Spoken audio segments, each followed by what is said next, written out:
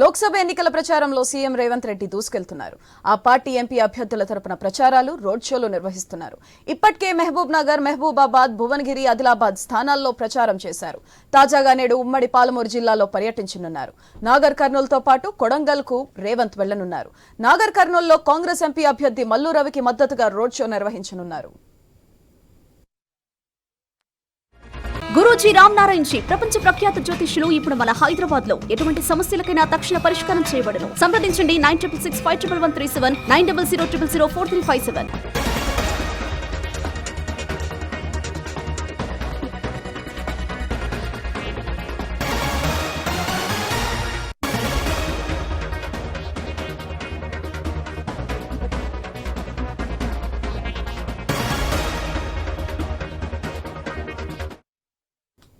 లోక్సభ ఎన్నికల ప్రచారంలో రేవంత్ రెడ్డి దూసుకెళ్తున్నారు. ఆ పార్టీ ఎంపీ అభ్యర్థుల తరపున ప్రచారాలు, రోడ్ షోలు నిర్వహిస్తున్నారు. ఇప్పటికే మహబూబ్ నగర్, మహబూబాబాద్, భువనగిరి, ఆదిలాబాద్ స్థానాల్లో ప్రచారం చేశారు. తాజాగా నేడు ఉమ్మడి పాలమూరు జిల్లాలో పర్యటించనున్నారు. నాగర్ కర్నూలుతో పాటు కొడంగల్ కు రేవంత్ వెళ్లనున్నారు. నాగర్ కర్నూలులో కాంగ్రెస్ ఎంపీ అభ్యర్థి మల్లు రవికి మద్దతుగా రోడ్ షో నిర్వహించనున్నారు.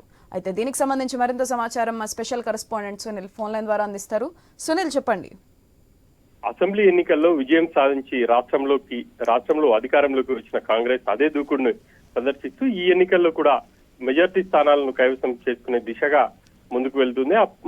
టీపీసీసీ అధ్యక్షుడు, సీఎం గా ఉన్న రేవంత్ రెడ్డి ఆయన ప్రతి పార్లమెంట్ స్థానం పరిధిలో విస్తృతంగా ప్రచారం నిర్వహిస్తున్నారు. ఇప్పటికే ఆయన మహబూబ్ నగర్, అదేవిధంగా ఆదిలాబాద్, మెదక్, మహబూబాద్, సికింద్రాబాద్ పార్లమెంట్ పరిధిలో ఆయన ప్రచారం నిర్వహించారు. ఈ రోజు నాగర్ కర్నూల్, అదేవిధంగా కొడంగల్ అంటే మహబూబ్ నగర్ పార్లమెంట్ పరిధిలో ఆయన ప్రచారం నిర్వహించబోతున్నారు.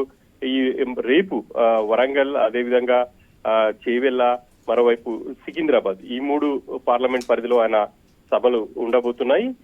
ప్రతి నియోజకవర్గ పార్లమెంట్ పరిధికి సంబంధించి ఆయన ఎన్నికల లోపుగా అంటే వచ్చే నెల 10వ తేదీ లోపు 3 సభలు ఏర్పాటు చేయాలని చెప్పేసి, 3 సభల్లో పాల్గొనాలని చెప్పేసి ఆయన రూట్ మ్యాప్ రెడీ చేసుకున్నారు. ఆ మేరకు మొదటి విడతగా ఇప్పటికే చాలా నియోజకవర్గాల్లో జరిగినటువంటి బహిరంగ సభలు కావచ్చు, రోడ్ షోల్లో ఆయన పాల్గొన్నారు. రాబోయే రోజుల్లో కూడా ఇంకా విస్తృతంగా ప్రచారం చేసి కాంగ్రెస్ పార్టీని అధికారంలోకి తీసుకురావాలి. ఈ ఎన్నికల్లో డబుల్ డిజిట్ స్థానాల్లో కాంగ్రెస్ ని విజయం సాధించాలి ఎంపీ సీట్లలో అని చెప్పేసి ఆ పార్టీ వ్యూహంగా ఉంది.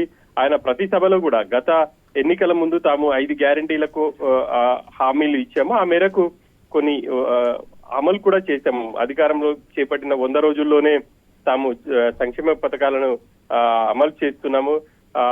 48 గంటల్లో మహిళలకు ఉచిత బస్ సౌకర్యం కావచ్చు, అదేవిధంగా రాజీవ్ ఆరోగ్యశ్రీని మేము అందిస్తున్నాము.